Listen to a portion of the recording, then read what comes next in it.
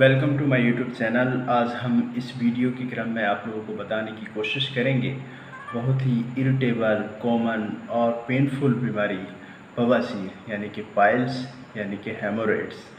ये रोग क्यों होता है और इसका क्या कारण है और इसको कैसे ठीक किया जा सकता है और इसको क्या करने के क्या उपाय बताए गए हैं, इसको ठीक करने के क्या बताए गए हैं, इसका अब हम बात करेंगे। सबसे पहले इसके मुख्य कारण। तो आपसे रिक्वेस्ट है कि आपने अगर हमारा चैनल सब्सक्राइब नहीं किया है तो चैनल को सब्सक्राइब करें, साथ ही बेल आइकन को प्रेस करें। तो इसका मुख्य कारण जानने की कोशिश करेंगे। जो मुख्य कारण है पाइल्स का वो है कब्ज़ यानी कि कॉन्स्टिपेशन। जिन लोगों में कब्ज़ बना रहता है, पेट साफ नहीं होता, टॉयलेट टाइम पे नहीं आता और मोशन करते वक्त उनको बहुत ज़्यादा जोर लगाना पड़ता है। और यही रीज़न है कि मोशन के टाइम पे ज़्यादा जोर लगाना, ये होता क्या है कि जो गुदा मार्ग वाली जो शिराएँ रहती हैं इनमें इन्फ्लामेशन आ जाता है, इनमें सूजन आ जाता है। अब ऐसी कंडीशन में ये फूल जाती हैं, इन पे प्रेशर के कारण ये फूल जाती हैं और कुछ सिराएँ जो हैं वो अंदर होती हैं और कुछ बाहर सिराएँ देखते हैं हम। तो ऐसे में हम देखते क्या हैं, जो अंदर वाली शिराएँ होती हैं, जो अंदर वाली वेंस होती हैं, वो उनके ऊपर जो है प्रेशर आने की वजह से वो इन्फ्लैम्ड हो जाती हैं। तो कई बार हम देखते हैं कि मोशन के टाइम पे उनमें जो है मोशन के टाइम या मोशन के बाद जो है उनमें ब्लड हम देख सकते हैं। और कई पाइल्स में हम ये देखते हैं कि वो बाहरी साइड में जो पाइल मार्क्स हैं वो बहुत ज़्यादा प्रोमिनेंट हो जाते हैं। दोनों का कारण कब्ज़ ही है।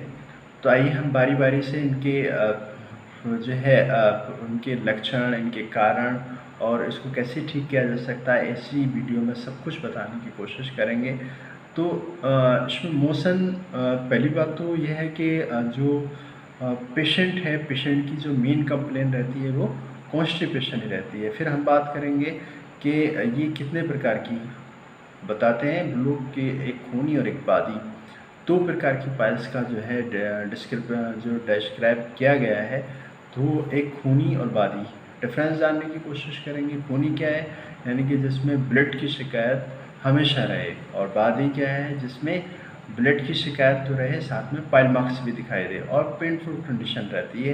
तो ऐसे में बवासीर का कारण जो सबसे ज़्यादा हमारे जो डेली रूटीन है, जो आज की हमारे जो खान पान है, वो सबसे ज़्यादा इन कहीं सारी चीज़ों में रिस्पॉन्सिबल है।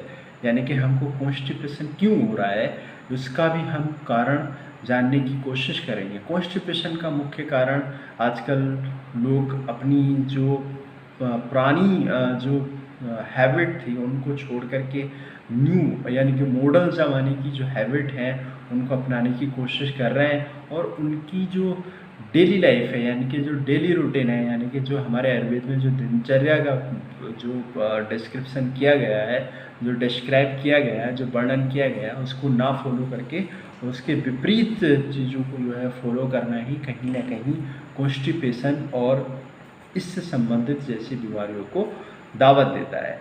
तो हमें चाहिए कि बवासीर का मुख्य कारण हम बहुत मुख्तसर सा बताने की कोशिश करेंगे।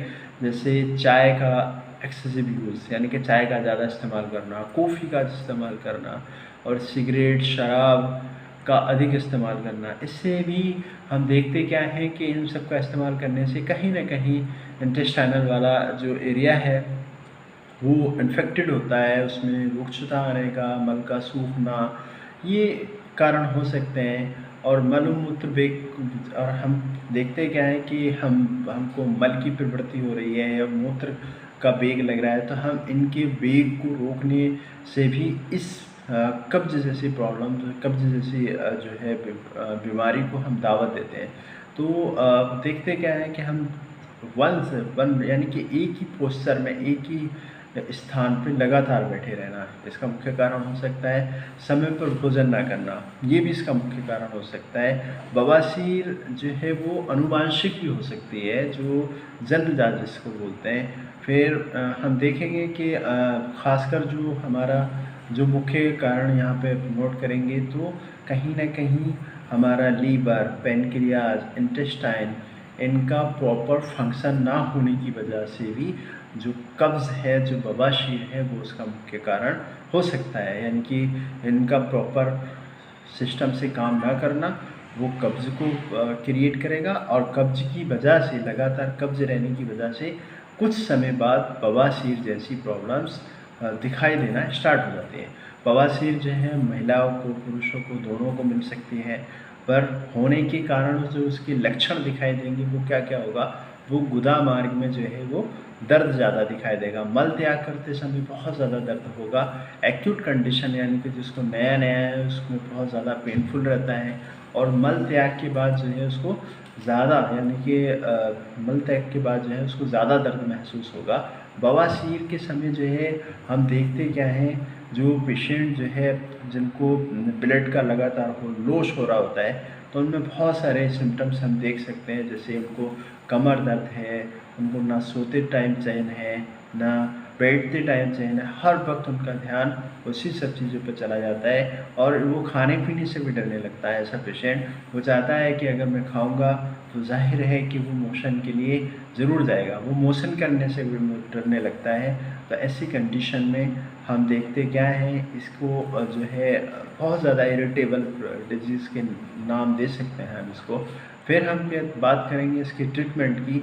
नेचुरली ट्रीटमेंट हम क्या क्या कर सकते हैं, हमें क्या खाना चाहिए, क्या पीना चाहिए, कब पीना चाहिए, कब खाना चाहिए, और क्या हमें ज़्यादा अपनी डेली रूटीन में, डेली खान पान में हमें ज़्यादा इस्तेमाल करना है। तो प्रकृति और घरेलू हम उपायों की बात करेंगे तो हम खासकर हम सबसे पहले तो अपने लीवर, पेनक्रियास, इंटेस्टाइन, इनको प्रॉपर फंक्शन में लाने की कोशिश करेंगे ताकि ये प्रॉपर फंक्शन में काम करें। और फिर हम बात करेंगे कि जो ख़ासकर हमने देखा है कि कब्ज़ को हमें दूर करना है। मेनली क्या है, हमें कब्ज़ पे फोकस करना है, कब्ज़ को ही दूर करना है, यानी कि जो कॉन्स्टिपेशन है उसको दूर करना है। तो उसमें हम कुछ छोटे छोटे पॉइंट बताने की कोशिश करेंगे कि आप लोग अगर घर पे भी उन सब चीज़ों को कर सकें तो आप पाइल्स और यानी कि हेमोरेड्स जैसी जो प्रॉब्लम्स है उससे आप मुक्ति पा सकते हैं। तो ऐसे में सबसे पहला उपाय हम करने के लिए बोलेंगे, कॉन्स्टिपेशन में खासकर ध्यान रखें कि जो लोग खाली पेट हैं, जिनका पेट भरा हुआ ना हो, ऐसी कंडीशन में वो लोग जो है अपना जो है गर्म पानी और ठंडा पानी जैसे सिकाई वाला जो यूजेस है वो कर सकते हैं। तो गर्म पानी का जो प्रोसेस है और ठंडे पानी का जो प्रोसेस है, खासकर हम देखेंगे कि गर्म पानी किसी एक जो हॉट वाटर वाली जो बोटल्स आती हैं, हम उनमें गर्म पानी करके रख लेंगे, और पेट वाले स्थान पे वो डायरेक्टली कांटेक्ट में ना आए, कभी ऐसा ना हो ज़्यादा गर्म हो, वो लोकल सरफेस वाला जो है जल जाए। तो ऐसी कंडीशन में हम एक टाउल रखेंगे, सूखी टाउल, और उसके ऊपर उस गर्म पानी को 3 मिनट तक रखेंगे, और फिर देखते क्या है 3 मिनट के बाद एक गीला टाउल करेंगे, बिल्कुल ठंडे पानी में उसको अच्छे से निचोड़ करके उस स्थान पे 1 मिनट तक रखेंगे।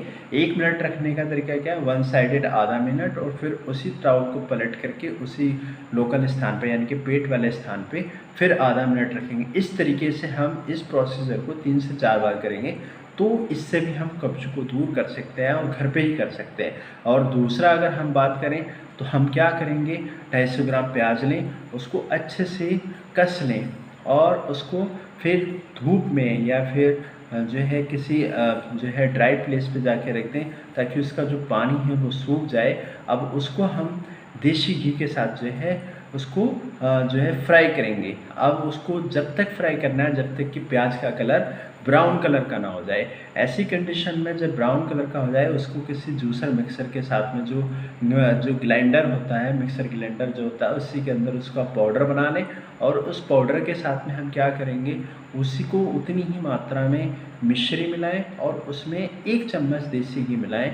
इन तीनों को एक मिला करके उसको चाट लें, यानी कि इस तरीके से हम सुबह, दोपहर, शाम यानी कि 3 टाइम कर सकते हैं। तो ऐसी कंडीशन में हम देखते क्या हैं कि जो जो बवासीर है उसमें काफ़ी अच्छे रोल इसके मिलेंगे। खूनी बवासीर के लिए हम क्या करेंगे, हम बिल्कुल इंस्टेंटली कर सकते हैं, तुरंत उसको आराम पाने के लिए हम करेंगे क्या कि 1 गिलास शुद्ध गाय का दूध लें, शुद्ध गाय का यानी कि शुद्ध जो है दूध लें, और 1 नींबू लें। अब 1 गिलास दूध के अंदर अप्रॉक्स 3 से 4 ड्रॉप मतलब 1 गिलास उस दूध को गुनगुना कर लें, गरम कर लें और उबाल के अपने पास रखें। और नींबू को जो है 3 से 4 ड्रॉप्स नींबू के डालें और उसमें 20 से 25 ग्राम दूध डालें और उसको हाथों हाथ पी जाए। फिर उसी तरीके से 20 से 25 ग्राम दूध और उसमें 2-3 ड्रॉप जो है नींबू के निचोड़ करके उसको फिर पी जाए। इसी तरीके से पूरा गिलास पी जाना। हम देखते क्या हैं, इससे भी काफ़ी हद तक जो हमारी खूनी बवासीर है उससे आराम पा सकते हैं। तीसरा हम बात करेंगे, तीसरा किस तरीके से हम घर पे कर सकते हैं यदि बवासीर में सूजन ख़त्म हो जाए। उसके बाद हम क्या करें, जो नीम होता है, नीम मोस्टली हर जगह मिल जाता है और नीम के जो पत्ते हैं उसको बॉयल करके उसका जो अर्क है, जो रस है निकल जाए, उसको किसी एनीमा वाले जो है पात्र में रख के उससे हम जो है एनस मार्ग से यानी कि गुदा मार्ग से उसको एनीमा दे सकते हैं। क्योंकि नीम की जो प्रॉपर्टी है वो एंटीसेप्टिक रहती है, तो ऐसे में हम एंटीसेप्टिक प्रिकॉशन जो है हम यहाँ पे रख सकते हैं। वो काफ़ी हद तक हमारे लिए यानी कि जो पाइल्स वाले जो पेशेंट हैं उनके लिए काफ़ी हद तक कारगर है। फिर बात करेंगे हम सीसी में जो है एक फोर्थ हम घर पे ही क्या कर सकते हैं कि एक सीसी में जो है सरसों का शुद्ध सरसों का तेल ले लें और उसको अपनी कोई ऐसी फिंगर जो सबसे मतलब इजीली हम अपने गुदा मार्ग में जो है इंसर्ट करें। तो ऐसे में जो है उसकी मोटाई और उसका जो लेंथ है वो अपने हिसाब से फिक्स कर लें। पाँचों उंगली अलग अलग है तो जो भी फिंगर्स से आप आसानी से लगा सकते हैं। तो ऐसे फिंगर को क्या है कि जिस सीसी में हमने जो है ऑयल लिया है सरसों का, उस सीसी में इसको डिप कर लें और इस तरीके से गुदा मार्ग के चारों ओर हम लगा दें। ये क्रिया भी हम सुबह शाम कर सकते हैं। मल त्याग होने से पहले कर सकते हैं और मल त्याग के बाद भी कर सकते हैं। एक क्रिया और हम आपको बताते चलें, एक और जो है नुस्खा हम बताते चलें घर पे कर सकते हैं। जैसे जिन लोगों को कब्ज तोड़ने का जो है मेनली हमें फोकस रहना ज़रूरी है, तो हम गुदा मार्ग को जो है क्या करेंगे, गुदा मार्ग को जो है हम थोड़ा सा एक्सरसाइज में लाएंगे, एक्टिविटी में लाएंगे। तो हम क्या करें कि गर्म पानी के टप में जो पानी जो है एक गर्म टप में एक टफ में गर्म पानी रख लें और उसमें 10 से 15 मिनट जो है वो सिटिंग पोस्चर में बैठ के गुदा मार्ग को जो है कभी टाइट करें, कभी ढीला करें, कभी टाइट करें, ढीला करें। इससे क्या देखते हैं, जो हमारा जो मसल्स हैं, गुदा मार्ग की जो मसल्स हैं वो मजबूत हो जाएंगी। तो इससे भी हमारा जो है पाइल्स जैसी जो प्रॉब्लम्स है उससे बचा जा सकता है। फिर हम बात करेंगे कि मेनली हमारा फोकस कब्ज को तोड़ना ही है। तो ऐसे में हम एक और नुस्खा बता सकते हैं, आपको बताएंगे कि लीवर जैसी जो प्रॉब्लम्स है उसको दूर करने के लिए हमें गाजर लेना है, ताज़ा आंवला लेना है और ताज़ा ही हमें पालक लेना है और उसके अंदर ताज़ा चुकंदर सभी को इक्वल फॉर्म में लेके उसका एक रस बना लें और उस रस को हम सुबह शाम पीने के लिए बोलेंगे। तो ऐसे में देखते क्या है, हम पाइल्स जैसी जो प्रॉब्लम्स है वो काफ़ी हद तक जो है वो दूर हो जाएगी। और हम बात करते हैं नॉर्मली हमें क्या खाना चाहिए, क्या नहीं खाना चाहिए पाइल्स वाले खासकर पेशेंट्स को। जो हेमोरेड्स वाले जो पेशेंट्स हैं उनको क्या खाना चाहिए, क्या नहीं खाना चाहिए, तो हम बात करेंगे उसमें उनको मीठे का कम से कम सेवन करना है और क्या खाना है यानी कि फाइबर रिच डाइट लेनी है। अमरूद का ज़्यादा इस्तेमाल करना है, मूली का इस्तेमाल कर सकते हैं और मूली के रस का भी सेवन इसका इस्तेमाल मतलब यूज कर सकते हैं और पपीते का इस्तेमाल कर सकते हैं, अनानास का इस्तेमाल कर सकते हैं और ख़ासकर मुनक्का और अंजीर को भी हम अपने ख़ासकर बवासीर वाले पेशेंटों में हम दे सकते हैं। भोजन के बाद छाछ पीने का विधान जो है कई सारी संहिताओं में हमें मिल जाएगा। तो हम भोजन के बाद छाछ ज़रूर लें और छाछ के साथ में अजवाइन, काला नमक डालकर जो है इसको पिएं तो इसकी प्रॉपर्टी और ज़्यादा गुणकारी हो जाएगी। और डाइट पर हम जो है रेगुलर ध्यान दें। डाइट पर हमें क्या है, हमें अवॉइड करना चाहिए, क्या क्या अवॉइड करना चाहिए, हमें क्या क्या नहीं खाना है पाइल्स वाले पेशेंट को खासकर, कि हमें सिगरेट, शराब का प्रयोग और तेज़ मसाले बिल्कुल नहीं खाने हैं। फिर हम बात करेंगे इसके ट्रीटमेंट की। तो ट्रीटमेंट में हम देखेंगे कि क्षार सूत्र, अगर जो पाइल मार्क्स जो हमारे बड़े हो गए हैं, जो बाहरी साइड में है, तो ऐसे पाइल मार्क्स को सबसे बेस्ट थेरेपी और हम कह सकते हैं कि जिसका रिकरेंस रेट यानी कि मात्र 3% रहा हो, तो तो ऐसी मेडिसिन का हम इस्तेमाल इसमें करेंगे। निश्चित तौर पे पाइल्स जैसे जिनको जो है जो बाहरी तौर पे जो मस्सेब दिखाई देते हैं, तो ऐसे में वो उन्हें हम सलाह देते हैं कि वो किसी भी आयुर्वेदिक चिकित्सक से अपने पास किसी आयुर्वेदिक चिकित्सक से सलाह लें, ताकि वो क्षार सूत्र से अपने उस पाइल मार्क्स को लाइगेट कराएं। लाइगेट जैसे सपोजिटेड ये हमारा मस्सा है और इतना बड़ा मस्सा है, तो अब हम इसको इसकी जड़ में जो है बिल्कुल हम उसको अच्छे से क्षार सूत्र से लाइगेट कर देंगे। देखते क्या है 4 से 5 दिन में ये खुद मास्क अपने आप गिर जाएगा और पेशेंट पुनः पुरानी वाली स्थिति में आ जाएगा। तो हमें चाहिए कि इन सब चीज़ों का ध्यान जो है बहुत ही ध्यानपूर्वक रखना है, और हमें ख़ासकर फोकस करना है कि कभी कॉन्स्टिपेशन जैसी प्रॉब्लम्स होने ही ना दें। कॉन्स्टिपेशन जैसी प्रॉब्लम्स कभी होने ही ना दें। तो हम उम्मीद करते हैं कि अगर किसी पेशेंट को कॉन्स्टिपेशन होएगा ही नहीं, यानी कि उसके लीवर, इंटेस्टाइन, पैनक्रियाज बिंदास तरीके से फंक्शन करेंगे, तो जाहिर है कि उसको कब्ज़ जैसी प्रॉब्लम होगी नहीं। और जब कब्ज़ ही नहीं होगी तो पाइल्स होगा नहीं, क्योंकि इसका उत्तरोत्तर क्रम में जो है इसका जो है बीमारी का जो है बढ़ावा मिलता है। अगर हम इन्हीं सब चीज़ों को प्रॉपर ढंग से या प्रॉपर तरीके से करेंगे, तो ये कब्ज़ यानी कि जो कब्ज़ है या फिर पाइल्स जैसी जो प्रॉब्लम्स है, उनसे हमें चाहिए कि खासकर एक चीज़ और हम बताने की कोशिश करेंगे एक्सपीरियंसेस, कि सिटिंग पोस्चर यानी कि एक ही पोजीशन में लगातार बैठे रहना भी कहीं ना कहीं जो है जो बवासीर है यानी कि पाइल्स है उसको भी बढ़ावा देता है। तो हमें चाहिए कि एक ही पोस्चर में, एक ही पोजीशन में हमें कभी नहीं बैठना है। खासकर बैठने वाली जो पोजीशन रहती है वो सबसे ज़्यादा क्रिएट करती है पाइल्स को। उम्मीद करते हैं आपको हमारी वीडियो पसंद आई होगी, और आपको अगर कोई सुझाव देना है तो हमारे कमेंट्स बॉक्स में जा कर के अपना कमेंट्स ज़रूर लिखें, और हमारा चैनल सब्सक्राइब करें और बेल आइकन प्रेस करें। हम इसी तरीके की वीडियो आपके लिए लाते रहेंगे।